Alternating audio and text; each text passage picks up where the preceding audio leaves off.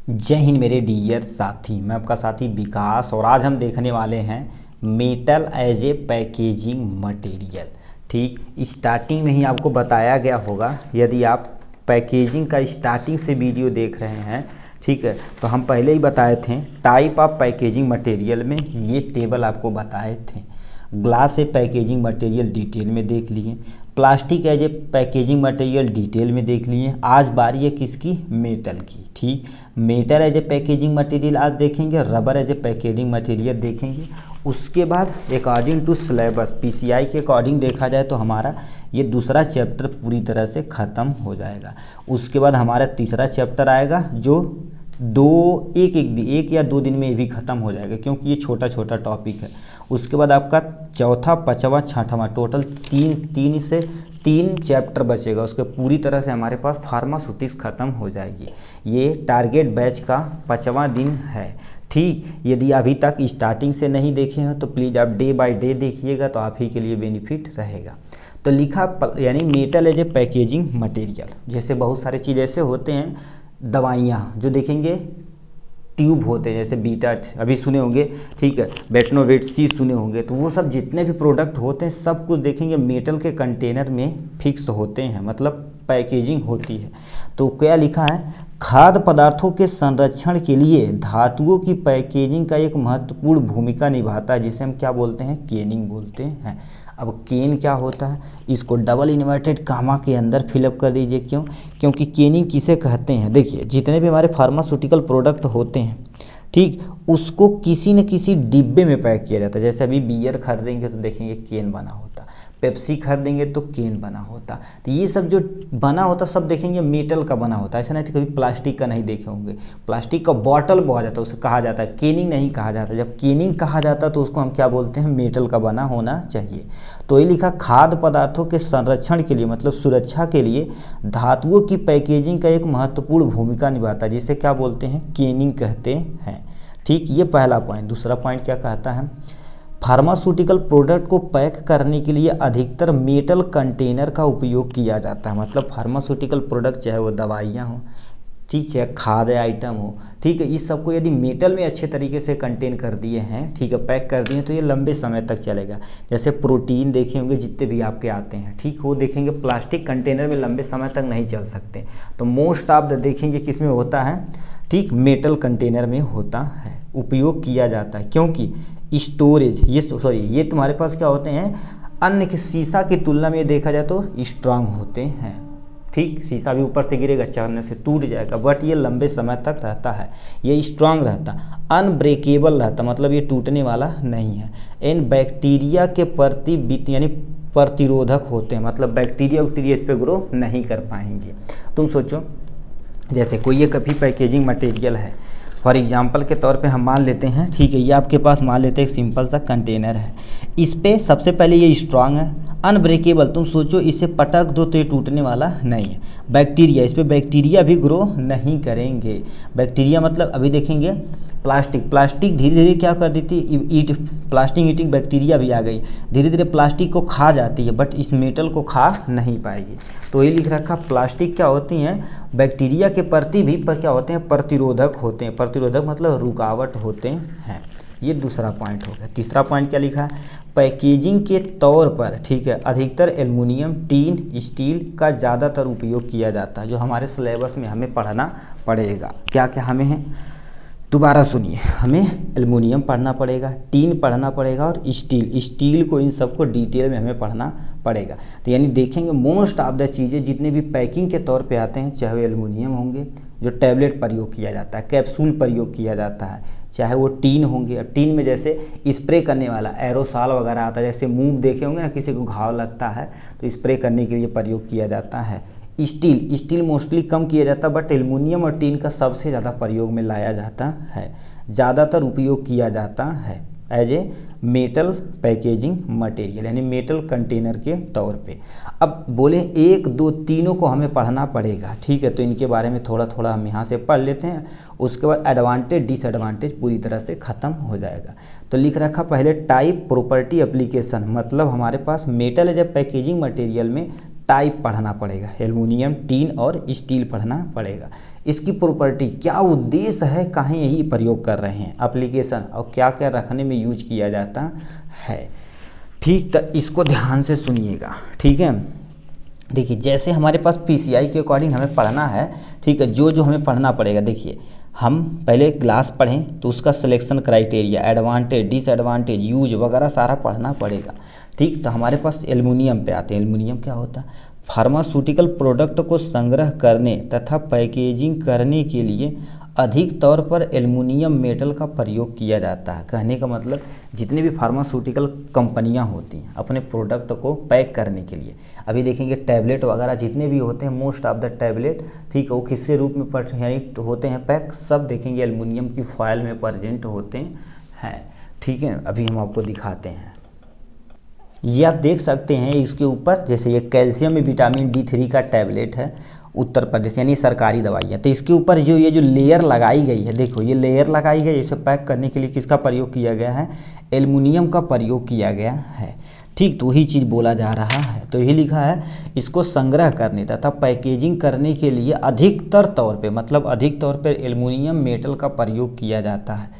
अब केवल एल्युमिनियम नहीं किया जाता, उसके साथ किसी न किसी अन्य धातुओं का मिश्रण कर दिया जाता है। ठीक, जिससे वो के लंबे समय तक चले। ठीक है, तो क्या लिखा है? एल्युमिनियम को अन्य धातुओं के साथ मिश्रण करके मिश्र धातु के रूप में कोरोजन से बचाने के लिए पैक करते हैं। कहने का मतलब जैसे अभी केवल एल्युमिनियम रहेगा तो दिक्कत होएगी। एल्युमिनियम बहुत सॉफ्ट होता है, यदि पतला तुम बनाओगे तो बहुत सॉफ्ट हो जाएगा।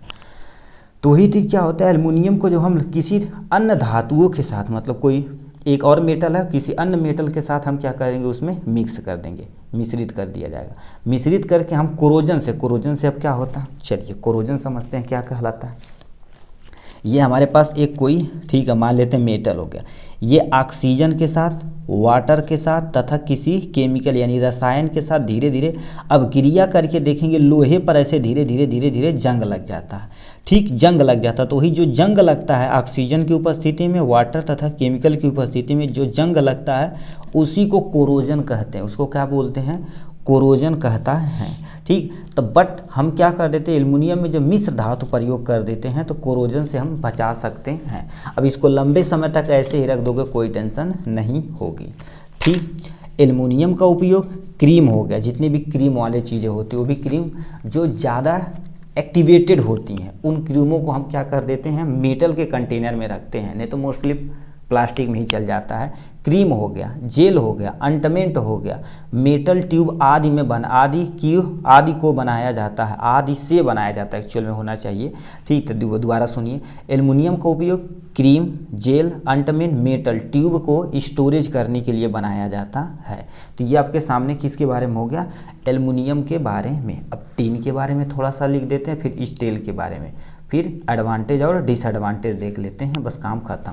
अब टीन क्या होता है? टीन पर स्टील की परत चढ़ाकर पैकेजिंग में प्रयोग किया जाता है। कहने का मतलब टीन पर स्टील की परत चढ़ा दी जाती है। अब इसके लिए तुम्हारे पास एक आता है इलेक्ट्रोप्लेटिंग, जो हाई स्कूल में आप पढ़े होंगे अच्छे तरीके से। इसमें करते क्या हैं, एक कंटेनर लेते हैं, आपको टीन का एक ऐसे रॉड ले लेते हैं। ठीक है, टीन का एक रॉड ले लेते हैं, इसको हम मान लेते हैं प्लस। उसके बाद यहाँ पर एक स्टील की रॉड ले लेते हैं। ठीक है, इसको हम क्या मान लेते हैं, माइनस मान लेते हैं। अब प्लस माइनस को हम जोड़ देते हैं किसी इलेक्ट्रिक बोर्ड के द्वारा।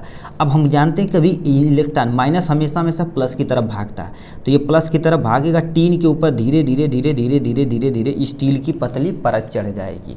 जैसे अब इसी को इलेक्ट्रोप्लेटिंग कहते हैं। अब की जो साइकिल होगी ना, साइकिल का जो हत्था पकड़े होंगे, ठीक, साइकिल का हत्था पकड़े होंगे, उस पर देखेंगे किसकी लगी होती है, लोहे के ऊपर स्टील की परत चढ़ा दी जाती है। अभी आपको बताते हैं, ये देखिए है, ठीक, ये लोहे का है, लोहे के ऊपर बट स्टील की परत चढ़ा दी जाती है। देखो स्टेनलेस स्टील लिखा हुआ, देखो साफ साफ लिखा है स्टेनलेस स्टील लिखा हुआ है, मतलब इस लोहा है, लोहे के ऊपर क्या चढ़ा दिया गया, स्टील चढ़ा दिया गया। तो ये इलेक्ट्रोप्लेटिंग की मदद से होता है। तो वही चीज़ का रखा, टीन के ऊपर स्टील की परत चढ़ाकर पैकेजिंग में प्रयोग किया जाता है। यह परत इलेक्ट्रोप्लेटिंग की मदद से की जाती है। जैसे अभी मार्केट में देखेंगे चांदी है, चांदी के ऊपर सोने का परत चढ़ा देते हैं, कहते हैं री तेरी सोना पहनले वाला कहा।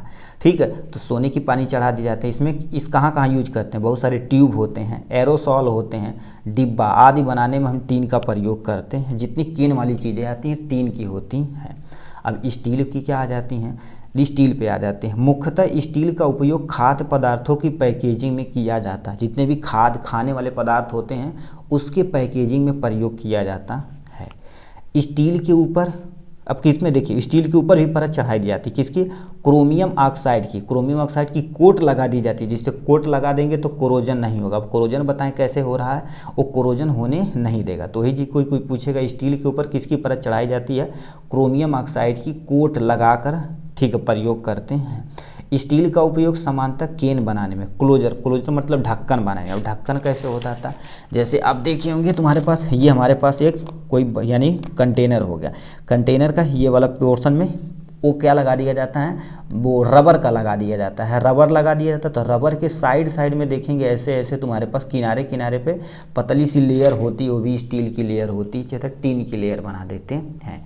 तो ये तुम्हारे पास 3 तरह का हमारे पास कंटेनर था। अब इनका एडवांटेज वगैरह थोड़ा सा देख लेते हैं, डिसएडवांटेज यानी लाभ और हानि। ठीक है,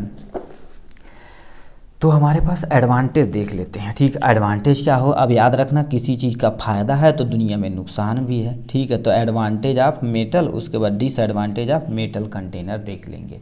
अब एडवांटेज क्या होता है, ये लॉन्ग टाइम तक चलता है, जैसे शीशा भी लंबा समय तक चलता है। और प्लास्टिक देखा जाए तो लंबा समय तक चलता है, बट उसके अंदर जो दवाइयाँ रखी जाती है वो धीरे धीरे ख़राब होती हैं। तो ये उसकी तुलना में देखा जाए तो लंबे समय तक चलता है। ये हल्का यानी ये क्या कर देता है, लाइट, मॉइस्चर, गैस आदि को पास नहीं होने देता, याद रखना। जैसे तुम्हारे पास अभी शीशा भी नहीं पास होने देता, बट पास मतलब इसके अंदर नहीं जाने देता, किसको, लाइट को। अब मोस्टली देखेंगे जो तुम्हारे पास ये वाले पोर्शन होते हैं अंबर कलर के प्रयोग किए जाते हैं। तो ये तुम्हारे पास लाइट, मॉइस्चर, गैस आदि को पास नहीं होने देते हैं, ये फ़ायदा है। ग्लास कंटेनर की तुलना में क्या होते हैं, हल्का होते हैं। ग्लास कंटेनर की तुलना में देखा जाए तो क्या होते हैं, हल्का होते हैं, क्योंकि ग्लास बहुत वजन होता है। ये स्ट्रांग तथा अनब्रेकेबल होते हैं, मतलब ये जबर होते हैं और टूटते नहीं हैं। इस पर लेबलिंग करना आसान होता है, लेबलिंग करना तुम्हारे पास आसान होता है। तुम सोचो आराम से लेबलिंग कर दिए, कोई टेंशन नहीं। देखो कैल्शियम इन विटामिन, लेबलिंग मतलब इसका नाम, किस कंपनी का है, किस पर्पज़ के लिए यूज किया जाता है, ये कब बनाया गया है, कब एक्सपायरी होगा, ये सारी चीज़ें इसके अंतर्गत लिखी जाती है। इसी को लेबलिंग कहा जाता है। तो ये लेबलिंग करना इसमें आसान होता है। ठीक, फिर डिसएडवांटेज देख लेते हैं, उसके बाद यहाँ से हमारे पास पोर्शन में पूरी तरह से ख़त्म हो जाएगा। यह महंगा होता, क्योंकि मेटल तो भैया महंगा होगा करता है प्लास्टिक और ग्लास के तुलना में। यह कभी कभी ऑक्सीजन तथा मॉइस्चर तथा केमिकल से अभिक्रिया करके कोरोजन हो जाता है। देखो बोले ना, कोरोजन हो जाता है। जब कोरोजन करेगा तो उसके अंदर जो दवाइयाँ रहेंगी धीरे धीरे खराब हो जाएगी। तो ये कभी कभी ऑक्सीजन तथा मॉइस्चर तथा केमिकल से अभिक्रिया करके कोरोजन हो जाता है, यानी खराब हो जाता है। यह कभी कभी टॉक्सिसिटी प्राप्त होता है। टॉक्सिसिटी मतलब कभी कभी ये कोरोजन करके जंग पकड़ लेगा, तो जाहिर सी बात जंग वाली चीज़ें क्या होगी, हमारे लिए उपयोगी नहीं है, वो ख़राब हो जाती हैं। तो ये तुम्हारे पास हो जाएगा डिसएडवांटेज इसका। तो इस तरह से देखा जाए तो मेटल कंटेनर को हमने पूरा डिटेल में कवर अप कर लिया है। इसके बाद एक बचा हुआ रबर, उसके बाद ये दूसरा चैप्टर पूरी तरह से ख़त्म हो जाएगा। चलो इसको भी देख लेते हैं। ठीक।